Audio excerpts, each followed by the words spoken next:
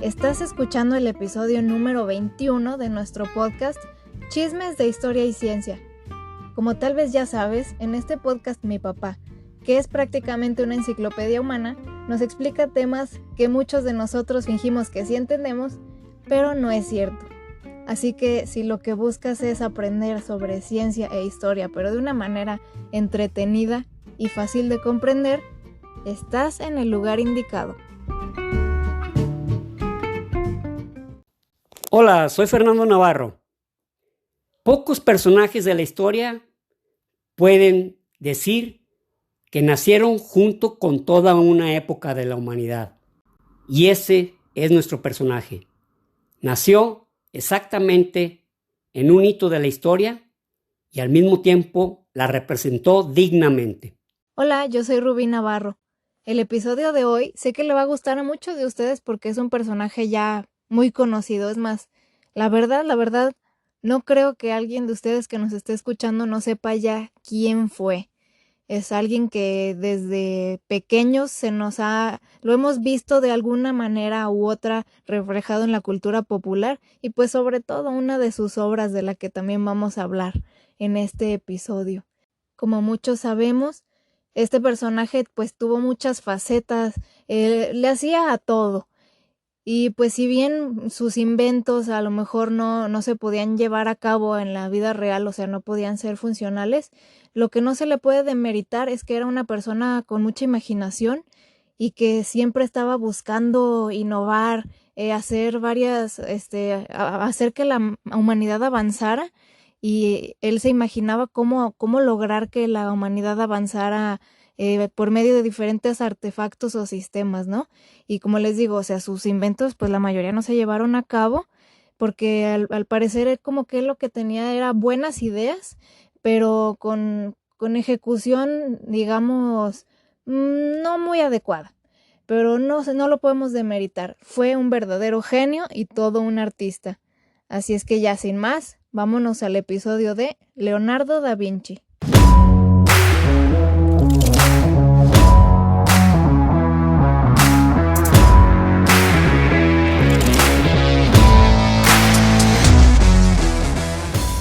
Tal pareciera que Leonardo da Vinci fuera quien inaugurara el Renacimiento. Leonardo da Vinci fue un personaje que muy adecuadamente puede representar la época del Renacimiento o digamos el inicio del Renacimiento. Leonardo di Serpiero, que era su nombre correcto, da Vinci. Es por donde nació, ¿no? Exacto, él nació en Da Vinci, una ciudad... Vinci. En Vinci, Es exactamente. Es Leonardo de Vinci, o sea que nació en Vinci. Él nació en Vinci, que era una provincia fiorentina o florentina, y él nació exactamente el 15 de abril de 1452, o sea, casi un año con un mes de diferencia respecto a cuando los otomanos tomaron la ciudad de Constantinopla. Y, por lo tanto, aquí suceden dos cosas que se convierten en hitos muy relevantes. Uno es, desaparece el Imperio Romano de Oriente en 1453 con la toma de Constantinopla. Y segundo, para muchos historiadores y para muchos analistas, digamos, analistas de la historia, de los acontecimientos, pues empezó el Renacimiento, termina la Edad Media, se da como si fuera una especie de acto solemne, se da por terminada, siendo las 15 horas en mayo de 1453, se da por concluida la Edad Media. ¡Bravo! ¡Bravo! Bueno, pues curiosamente, Leonardo da Vinci, que no pidió nacer en ese momento, nace. Su madre fue una campesina,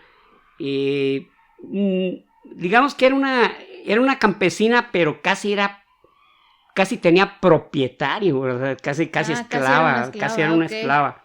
Y ella se llamaba Caterina. Y el papá, bueno, pues su papá era un individuo, era como una especie de notario famoso, poderoso, pero era el papá solamente biológico de Leonardo da Vinci. O sea, no lo Leonardo, reconoció nunca ni nada. Sí, lo reconoció de esta manera. En ese tiempo no era tanto más bien el establecimiento del reconocer a la persona, era más de tipo legal posteriormente. En ese momento él lo reconoce, pero lo reconoce como su hijo para que él tenga una profesión, para que tenga una vida en la cual él se pueda desempeñar. Y qué feo antes eso, ¿no? O sea, sí, hombre. Ni es tu culpa, pero si alguien más no te reconoce, o sea, como ya eres indigno, y o sea, y no solo por algo que no es tu culpa pierdes oportunidades en la vida y eres como una paria y no vales nada y ni es tu culpa.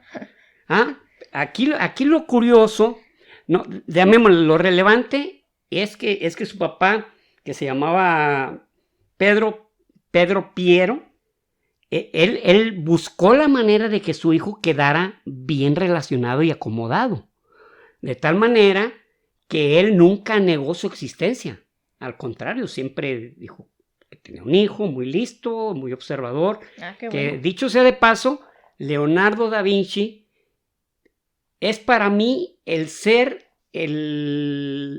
humano famoso, el mayor observador, el mejor observador que ha existido de la naturaleza.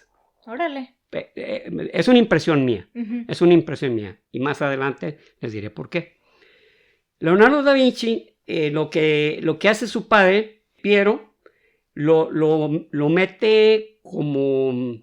No lo mete, sino que está Verrocchio, que era famosísimo, era un pintor famoso, ¿no? Y era un gran artista. Le dice, por favor, instrúyelo.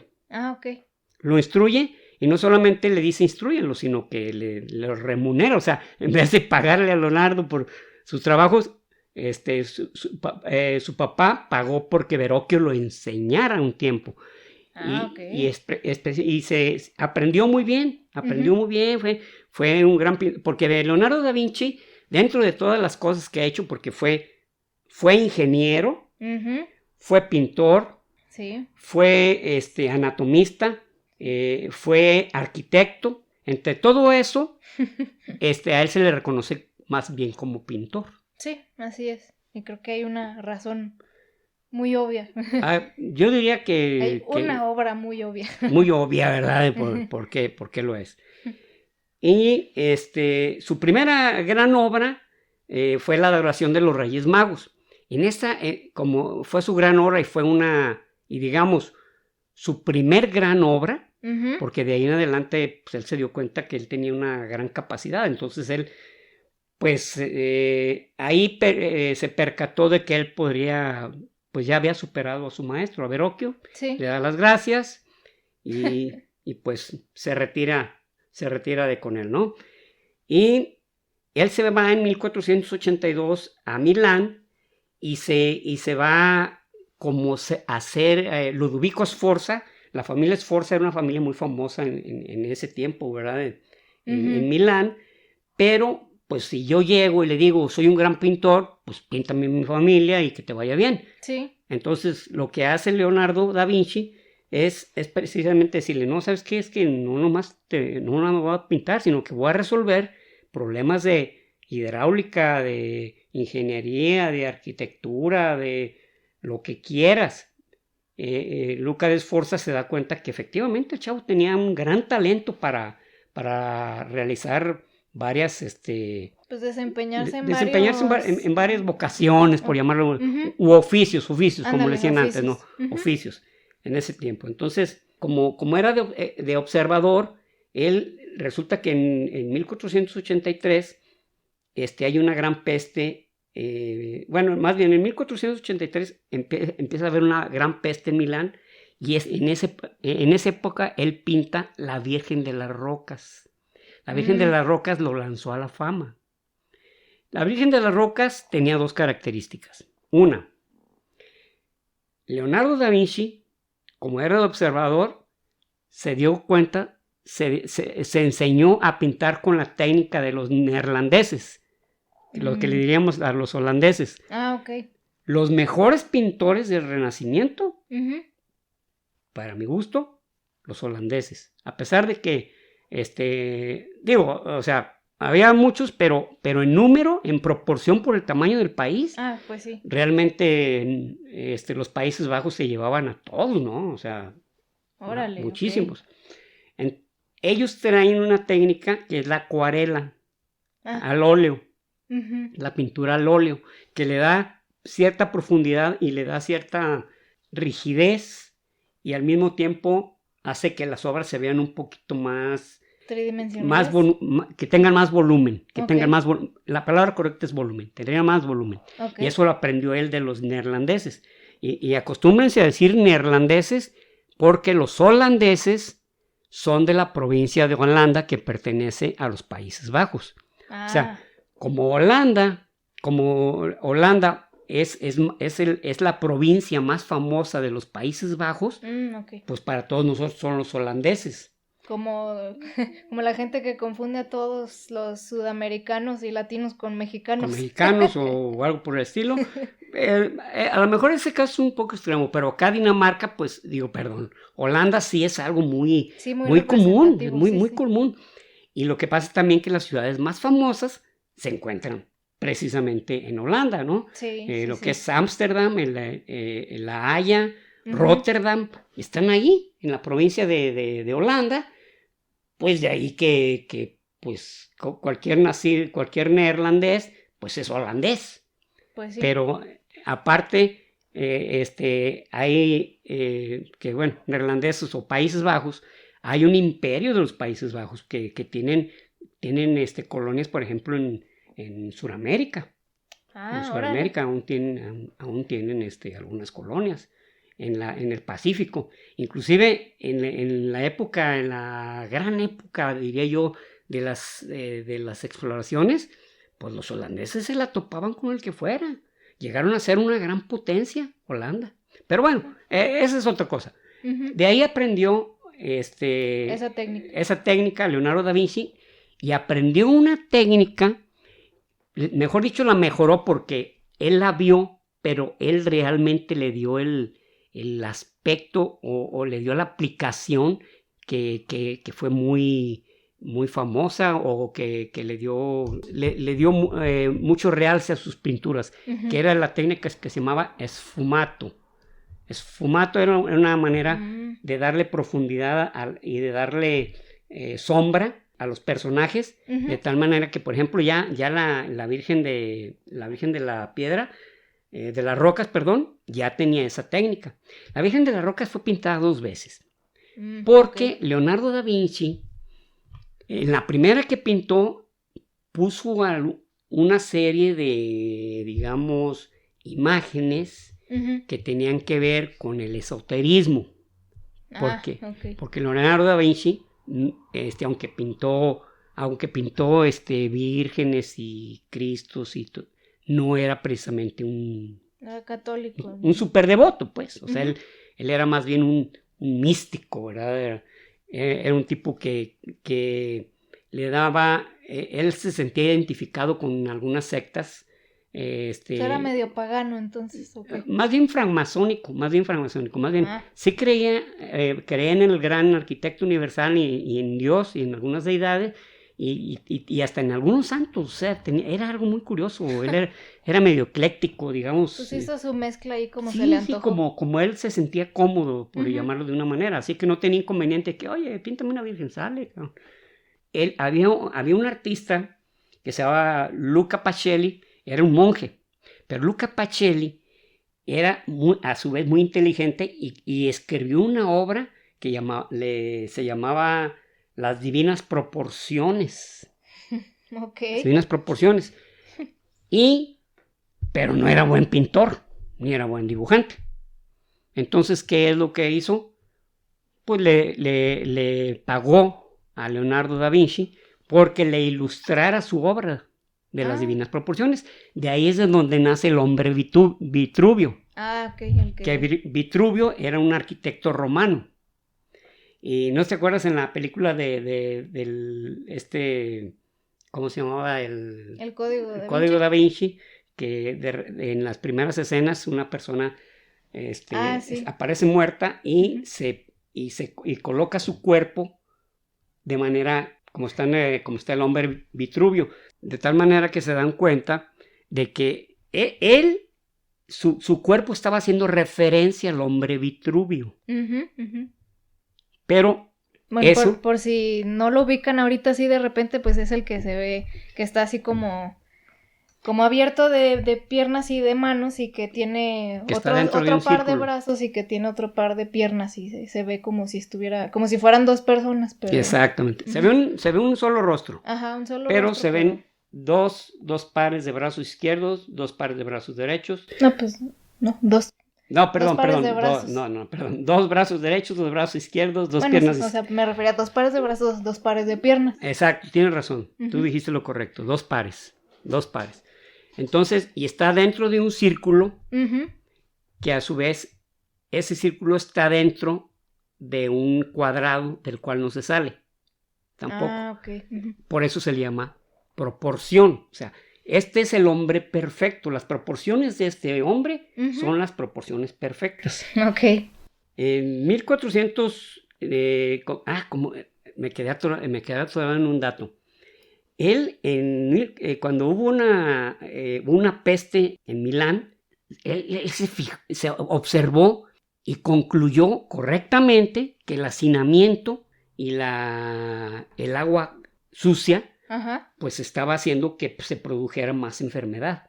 Ah, ok. Entonces, él llegó un momento en que propuso que Milán tuviera un sistema de canales Ujú. para que el agua siempre circulara limpia. Y hubiera, en ese momento él no lo llamaba así, pero en ese momento, o actualmente se le llama limpieza primaria, que es dejar correr el agua con toda su suciedad y que al ir encontrando algunos obstáculos, Ujú. pues se vaya limpiando y vaya haciendo cada vez más transparente, más transparente. Y ese es un sistema de limpieza primaria de un sistema sanitario.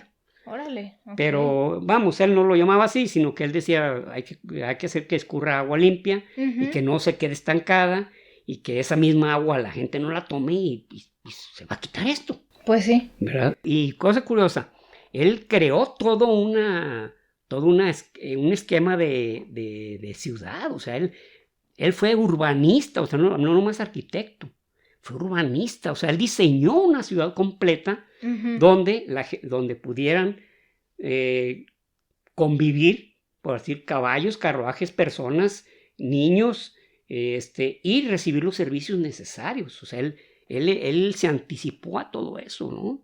Órale. Ahora, él acababa de pasar, como dijimos al principio, acababa de pasar la Edad Media, y pues la Edad Media se distinguió, o Ok. digamos, Caracterizó. caracterizó exactamente por el belicismo. Sí. El ejército que tuviera las mejores armas tenía mayores probabilidades de derrotar al otro que no las tenía, y a su vez el otro las adquiría, las mejoraba y hacía que el otro tuviera que mejorarla, Ujú. y así, era una... Así sucesivamente. Así sucesivamente. De tal manera que aunque Leonardo da Vinci, él en el año 1500 trasladó a Venecia, ese fue a Venecia, y en Venecia se practicaba literalmente la disección de cuerpos, Ujú. de cadáveres, sin ninguna restricción, no había problema, porque Órale. Venecia era una república independiente. Era donde Ujú. salía Marco Polo, por ejemplo. Venecia era la República de Venecia. Oh, ok. Él estuvo ahí presente y veía cómo diseccionaban, pero ese no fue el mérito de Da Vinci, porque él no era doctor. Una de las cosas que a él le molestaba y que ahorita mencionamos acerca, sino que era tan observador que diseccionaban una mano, un brazo, lo que fuera, y lo Ujú. dibujaba perfectamente, o sea, no se le escapaba ni un solo detalle, de tal manera que muchísimas obras o dibujos de Leonardo da Vinci a la fecha no solamente son como una gran colección o una gran figura artística, sino que consiguieron llamar la atención de muchísimos médicos y anatomistas, utilizarlas como referencia. Wow. O sea, eso es algo genial. O sea, a ver, traigan un dibujo de Leonardo da Vinci para a ver cómo está dentro este músculo, ¿verdad? Cómo está acá por dentro, a ver cómo está esta víscera, a ver cómo está este hueso, está fracturado y aquí se ve todo un revoltijo. Vamos a ver cómo está correctamente acomodados los músculos y los huesos para ponerlos en su lugar. Así de simple. Entonces, precisamente viniendo de la Edad Media, pues había muchos encargos de guerra para Leonardo da Vinci, ¿no? De tal manera que creó artefactos de guerra. Uno de ellos creó el carro de guerra, que le llamaban el carro de guerra, que era como un tanque, era como una especie de digamos, de copa invertida. Ok. Como cónica, pero de manera invertida, y tenía varios cañones. Entonces era una fortaleza, literalmente era un tanque. Ajá. Que los tanques actuales pues traen orugas, pero tenía un defecto, tenían que manejarla muchos hombres y con muchísima fuerza. O sea, no, pues ya. nunca se construyó uno. Se construyó uno, muchos de sus artefactos se construyeron como para decir, mire, era posible lo que decía Leonardo da Vinci de construir, pero de utilizar, pues ahí tenemos nuestras serias dudas, ¿no? Porque pues sí. Tenía, por ejemplo, también creó una especie como de ametralladora, que era como una ballesta con varios puntos de disparo. Ok. Nunca se hizo, parecía como un abanico, pero... Y otra de las cosas que mencionan es que, hombre, Leonardo da Vinci, hasta máquinas para volar creó. Bueno, sí. Él fue el primero que creó, inclusive una vez leí un pequeñito reportaje ahí, que él ya había creado el helicóptero. Bueno. Primero que todo, no era un helicóptero, no tenía aspas. Ok. En primer lugar. En segundo, era como un tornillo. O sea, era literalmente un tornillote, con telas, con tornillos, con láminas. Pero ¿cuál era el problema? Bueno, el problema es la densidad del aire. Hay inclusive hasta una máquina voladora de Leonardo da Vinci para que la traiga un hombre, que son como unas alas. Sí. Pero pues nadie la probó nunca, ¿verdad? Yo creo que decían, no, pues qué fregón, no, hombre, qué chulada, qué bonita, ¿eh? Oye, ¿quién se lanza a probarla? Pues yo no soy digno, la verdad. Yo no soy muy dignote de aventarme con eso. No, es un aparato chingón. Pero no, volar como las aves, no, es como desafiar a Dios, cabrón. No, ni de broma. No encontraron al chivo expiatorio. No encontraron al ideal, ¿verdad? Entonces, pero ese aparato también adolecía de algunas cosas, que era, por ejemplo, Leonardo da Vinci era muy observador, pero en ese tiempo apenas se estaba vislumbrando varias cosas que tenían que ver con la mecánica y no había llegado Sir Isaac Newton para dar con algunas cuestiones de por qué algo genera fuerza o por qué algo incrementa su aceleración, etc. Entonces, pues Leonardo da Vinci no sabía que un avión o un dispositivo volador se eleva por la forma de las alas. Pues sí. Que hay una diferencia de presión entre la parte baja y la parte alta de las alas y eso genera que un avión pues despegue. Ok. Y se eleve. Y vaya, sorprendente, ¿no? Sí. Entonces, también ese tornillo o ese helicóptero, como mucha gente suele decirle, el helicóptero de Leonardo da Vinci, nunca se va a elevar. Porque el peso de una sola persona, esta persona tendría que hacer girar ese mecanismo, no sé, 200 veces por minuto o 300 veces por minuto, para que venciera la densidad del aire y se incorporara a la siguiente capa, a la siguiente capa, a la siguiente capa, a la siguiente capa. Por eso pues, nunca iba a volar, o sea... Pero te das cuenta de cómo este individuo inquieto quería dominar todas las artes. Creó una escafandra inclusive.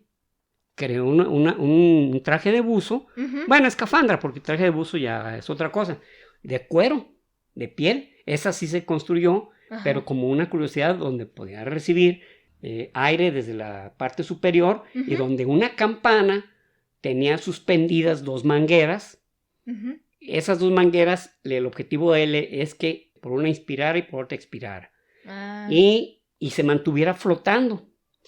Y a su vez, trató de pensar en todo. Tenía un dispositivo para Ujú. que el buzo, llamémosle, pudiera orinar.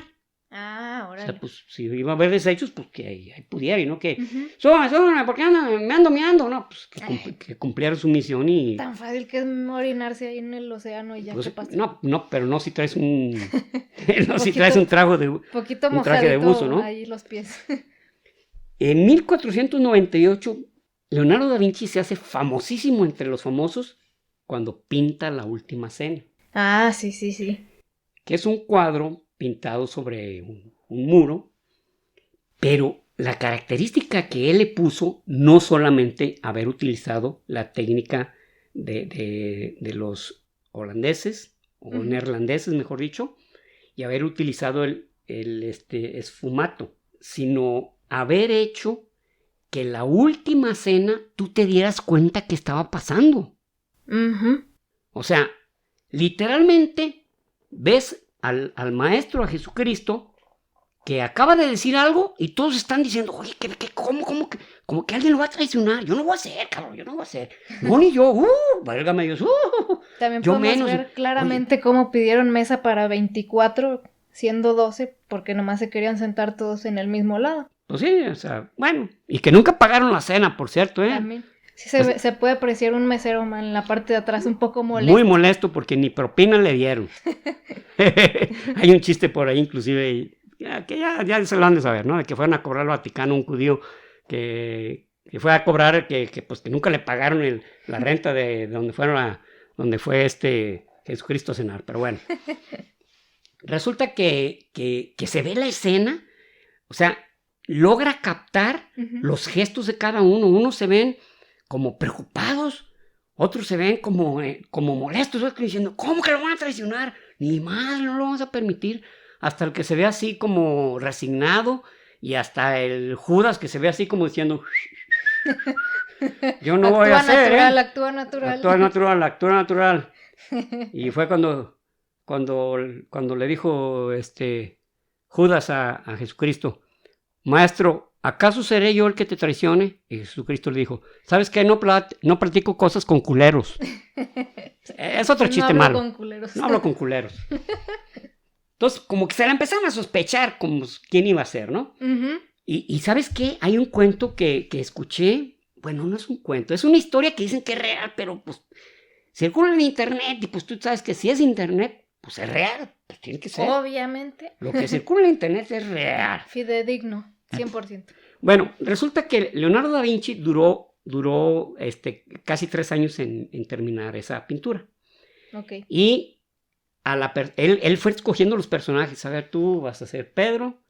O sea, hacían como casting. Ujú. A ver, vengan. No, ¿saben qué? Tráiganme otro grupo de gente. No me gusta para... tú me gusta para Mateo, cabrón.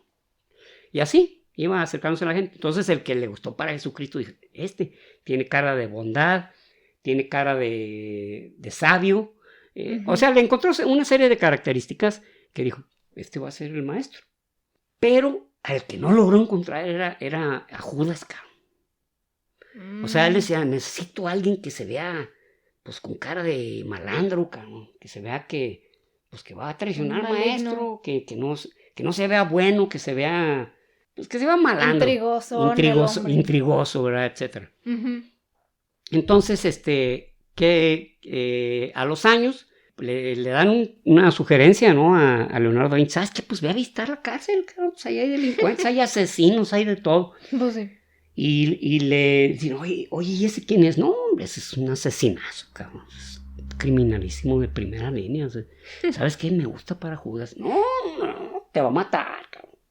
Entonces, bueno, resulta que le dice, oye, ¿quieres colaborar como parte de un cuadro? Y el tipo se levanta y lo abraza. ¡Maestro! Entonces Da Vinci se queda así, entonces los guardias van y lo quitan y lo someten. Y lo dice, ¿no se acuerda de mí, maestro? Y él, no, pues no. Yo fui Jesucristo en su cuadro. Ay, güey. Entonces, ahí tal vez, decían que eso había pasado, pero yo creo que lo que querían dar como moraleja era que no siempre todo el mundo se mantiene como la persona más buena, ni el malo como el más malo, ni el más listo como el más listo, etcétera, sino que las personas, hay circunstancias de la vida que lo hacen cambiar y que lo pueden convertir de ser una persona de bien hasta convertirlo en un monstruo. Yo pienso que eso pretendía ser la... Sí, puede ser porque pues, no suena tan... Sí, no suena tan real, ¿verdad? No suena muy real, ¿verdad? Que digamos, ¿no? Muy bien, pues en el 1503 pinta la pintura más famosa, la pinta en Venecia también. Ay, ¿cuál será? Pues la Mona Lisa, la Gioconda, que inclusive por ahí se empezó a decir que, en algunos libros conspiranoicos o historias conspiranoicas, que fue el amor de su vida de Leonardo da Vinci y que pues que la pintó así casi perfecta, porque pues él la amaba muchísimo. Ok. Pero la realidad es que nunca se supo que Leonardo da Vinci estuviera enamorado de nadie, cabrón. O sea, que hasta se sospechaba que era gay, ¿no? Eso te dice era gay. Pues la realidad es que tampoco dio a saber que anduvo tras los huesitos de un hombre o de una mujer, o sea. Que según eso, que lo llegaron a denunciar alguna que otra vez que por sodomía, que porque practicaba sodomía con unos vecinos o algo así, pero pues ay. ¿Sabes qué? Pienso que no es cierto porque si así hubiera sido, no sabes cómo le va, o sea, en ese tiempo los rumores creaban víctimas, Leonardo da Vinci lo que sí era un tipo bien visto. Okay. Aunque él coincidió en una época con Miguel Ángel Buonarroti, que él era artista totalmente, no era ni ingeniero ni nada, él era artista totalmente. Y dicen pero lo que sí, que Miguel Ángel Buonarroti era un tipo muy geniudo, era un tipo, era tremendamente enojón. Y dicen que tuvo choques con Leonardo da Vinci, pero no es cierto, o sea, la historia habla, de hecho cuando nació Miguel Ángel, da Vinci ya tenía 25 años, y para ese tiempo ya 25 años ya eres un adulto grande. Sí. Ya estabas mayorcito, pues ya olías a anciano, cabrón. Sí, es la verdad. Qué triste. Entonces, pues no, y sí tuvieron un percance por una opinión, no recuerdo ahorita pero la verdad no se me hizo relevante, porque no llegó a más que a cada uno mascullar sus propias molestias, pero nunca, no es cierto que chocaban continuamente, porque pues, los dos supergenios del Renacimiento, no, en realidad cada quien andaba en su rollo. Y aparte Miguel Ángel Buonarroti era un tipo protegido de los Medici, que era una familia muy poderosa, y Da Vinci no precisamente tenía una familia que lo protegiera. Eso fue posteriormente. La Mona Lisa se llamaba Lisa Gherardini, tenía su nombre, tenía su marido, así que no, digamos, no había nada de misterioso, ¿no? Dice. No era una historia de amor ahí. Exacto, una historia de amor frustrado. Lo que sí es cierto es que la Mona Lisa o la Gioconda logra crear el efecto de que si la ves de frente, la sonrisa desaparece. Ok. La sonrisa te vas acercando y parece como una sonrisa coqueta, pero ya estás de frente, la ves y desapareció la sonrisa. Híjoles. Efectos que lograba precisamente la genialidad de Leonardo da Vinci. ¿Pero sí crees que él buscara eso?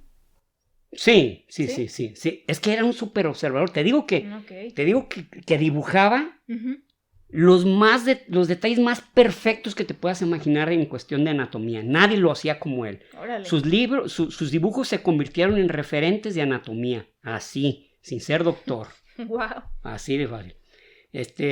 La Gioconda está en el Museo del Louvre. Está muy protegida porque pues debe ser una obra valiosísima. Sí, pues, de hecho, ¿cuánto crees que vale? Tú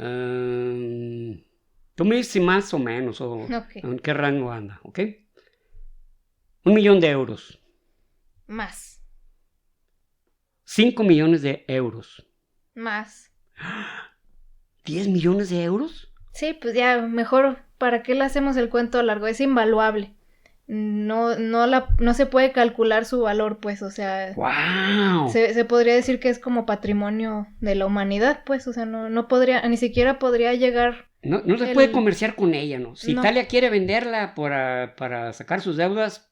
Sí, o si dicen, si llega otro país grande y dicen, ¿sabes qué? Te doy todas las reservas de mi país con lo que puedes alimentar a tu país por 50 años. No, tampoco. O sea, no. Para tenerla en mi museo. No, señor, no se Que puede. quién sabe llegando a eso, pues igual y si es buen Bueno, trato, ¿verdad? déjame pensarlo, Igual y ya no es tan invaluable. Es invaluable, pero pues podemos hacer unas parecidísimas. Una vez hasta nos engañaron, se la habían robado, porque sí, recuerdas eso, ¿no? Que un tiempo estuvo desaparecida. Ah, sí, no, yo Sí, no sí, recuerdo. la recuperaron, pero un tiempo estuvo desaparecida, sí. Se les ha de haber fruncido. Sí, terrible, ¿no? Pero en sí, la obra, lo que los expertos, que yo no lo soy, en pintura, dicen que la mejor pintura de Leonardo da Vinci es La Dama del Garminio. Ok, de esa no, tal vez sí la he visto, pero no se me viene a la mente. Esa la pintó en 1489. Pero La Dama del Gamiño, es la obra la mejor obra hecha de él. La mejor obra de él. No será la más famosa, es más, ni medio famosa, pero la más bien hecha según los expertos en pintura. Bueno, o sea, si sabes por qué o nomás es lo que se dice, pues. La proporcionalidad de las facciones del cuerpo, la proporcionalidad de los colores, la iluminación, la correcta aplicación de los colores y la proporción del lugar donde ella se encuentra y el tamaño que le dio. Ah, ok. Entre otras cosas, o sea, en realidad mencionaron ahí como 50, pero pues digo... Bueno. Por favor, o sea, no abusen. Luego hacemos un episodio igual. Bueno, no se los prometo, porque no... Pues, ya en los últimos años de Da Vinci, él se fue a vivir a Roma. O sea, él estuvo itinerante porque, por ejemplo, ya ves que estuvo en Venecia. Bueno, pues se fue a vivir a Roma porque el Papa León X le ofreció ser pintor, ser su arquitecto, pero curiosamente pocas obras o casi nada de horas de lo que el Papa León X o de lo que hacía por su iniciativa Leonardo da Vinci, poco se hizo. Es más, poquísimo, era casi como para mantenerlo entretenido, pero respetó. Y también lo curioso de León X era, pues, que sabía que Leonardo da Vinci no era precisamente el gran devoto, ¿verdad? O sea, pues sí. o sea, entonces, pero siempre le dio su lugar, de tal manera que cuando fallece, fue un golpe durísimo para Leonardo da Vinci, y pues él sintió que se quedó como huérfano. Órale. Pero curiosamente, o sea, Leonardo da Vinci siempre tuvo esa característica. Cuando alguien sabía que se quedaba como desprotegido o como que ya no tenía a quién recurrir, le hablaban. En este caso, el rey de Francia. Gente varga. Y le dio un cuasi palacio, un lugar muy bonito donde vivir, donde él ya estaba grande. Él ya estaba grande, ya le hizo como una especie de dibujo y maqueta de un palacio para el rey, como para decirle, mira, Dios, pero nunca, no lo llevó a cabo, simplemente, supongo, esto que digo yo es como dice la Chimoltrufia, estoy especulando especulaciones. Ujú. ¡Oh, qué bonito! ¡Guau! ¡Qué bárbaro! ¡Qué chulada! Eres todo un genio. Ujú. Eres todo un artista. Déjalo ahí, que no se nos vaya a maltratar. Pero no ¿Y ya? pasó de ahí. El 2 de mayo de 1519 muere el gran Leonardo da Vinci. 1519, nosotros los mexicanos estábamos en plena lucha porque no conquistaran a la ciudad de Tenochtitlán. Bueno, los ancestros de los aztecas, ¿verdad? No decir que nosotros. Pero como muere sin familia, había un chavo que se llamaba Francesco Medici. Francesco Medici. Ok. A él le dejó todo. ¿Por? Es un chavo que lo acompañó como en su vejez, o sea, Ok. pues era el que le tenía paciencia de que llévame aquí, llévame acá, llévame a la sombra, llévame al sol, retírame de aquí, retírame de acá. Entonces, y el chavo era un italiano también, que el rey de Francia se lo asignó.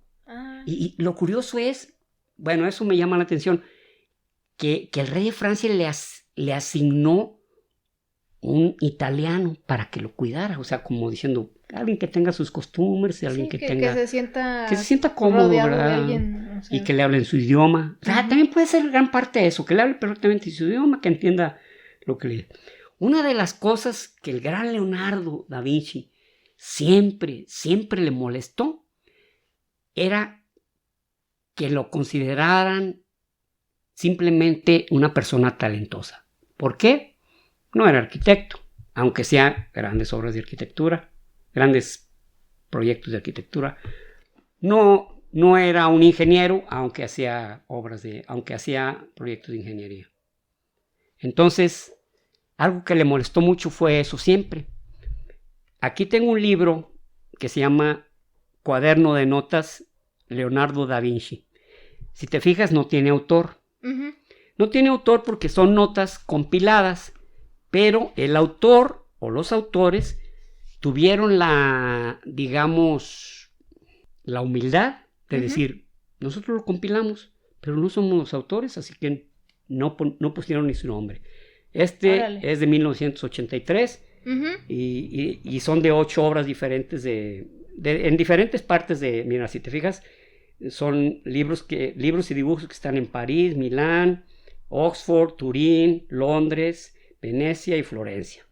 En muchas partes hicieron esta compilación. Sí. Y algo que decía él, bueno, una cosa que él decía que mostraba su verdadera molestia de que no lo consideraran un sabio.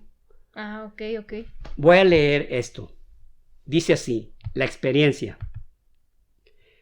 Ahora piensa, oh lector, ¿qué confianza podemos tener en los antiguos que intentaban definir el alma y la vida, las cuales superan toda prueba?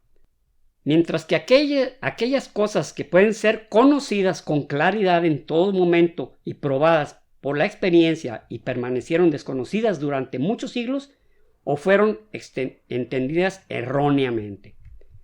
Muchos pensarán que tienen motivos para reprocharme diciendo que mis pruebas contradicen la autoridad de ciertos hombres tenidos en gran estima por ser sus inexperimentadas teorías, sin considerar que mis obras son el resultado de la experiencia simple y llana que es la verdadera maestra. Hasta ahí solamente voy a leer. Son 2 párrafos. Ahí te das cuenta cómo él decía, a ver, tú dices que eres una autoridad porque hablas de algo que desconoces, de algo que leíste. Ni siquiera eres el autor. Ajá. Sí. Yo lo sé, yo lo he hecho, yo lo viví, yo lo experimenté, yo lo probé, yo lo imaginé. Es así como fallece, pasa a otro plano, dirían unos, ¿verdad? Místicos, ¿verdad? Paso a otra mejor vida, dirían algunos religiosos. Muere, diríamos otros. El gran Leonardo da Vinci. Se petatea, dirían los mexicanos. ¿Verdad? Se petateó. Salió con los pies por delante, también dirían los mexicanos. Colgó los tenis, dirían los mexicanos. Faros. Chupó de hoja. Chupó faros. Chingó a 20, etcétera, etcétera. Pero algo que yo me queda como enseñanza para mí es que si me dieran a entender, o no a entender, si me dijeran, elige la figura que para ti represente el cambio de la Edad Media al Renacimiento y represente mejor que nadie el Renacimiento. Este es mi personaje, Leonardo da Vinci, porque representa el cambio de la mentalidad media, de la mentalidad mística, sometida y guerrera de la Edad Media, a la edad del pensamiento, del razonamiento, de la construcción de cosas positivas y del mejoramiento del entorno por simplemente quererlo mejorar. Muy bien. Pues ese fue nuestro episodio. Esperamos que les haya gustado. Creo que, bueno, algo que sí se nos pasó. Una curiosidad sobre él es que escribía al revés. Es muy cierto, él escribía al revés. Tiene un nombre, eso no me puedo acordar ahorita, pero yo creo que algunas de las personas que nos escuchen sabrán decir. Él escribía al revés y era disléxico. Ándale. Uh-huh. Él era disléxico. Que eso hacía que sus notas fueran pues casi imposibles de piratear. Nomás él sabía traducirlas. Nomás él se entendía ahora sí como quiere. Y él tenía esa característica de que él escribía al revés. Entonces, imagínense, con dislexia y escribiendo al revés, no, pues cuando le robaban un plano, ¿no? O sea, ya sé. Figúrate, ¿no? Bien protegido. Así es. Muchas gracias a todos por escucharnos.